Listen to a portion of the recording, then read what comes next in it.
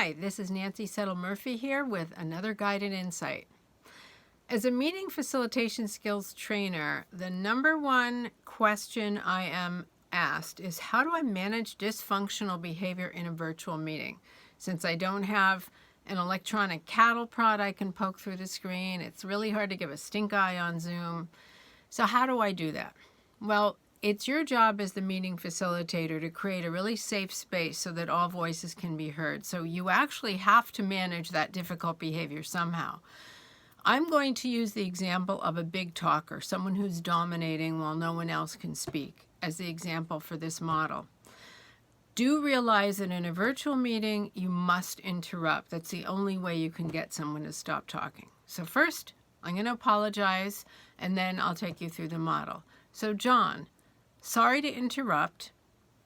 I couldn't help but notice that for the last 5 to 7 minutes, you've been sharing some of your ideas, which is great that you're passionate about and that we can all learn from.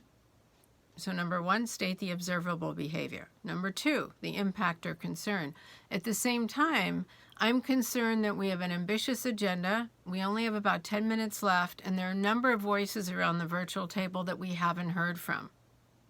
3 is the ask or request. So what I'd like to suggest is that we go around the virtual table and ask people for maybe they have different perspectives or to build on your ideas, and then we can circle back if we have time for you, John.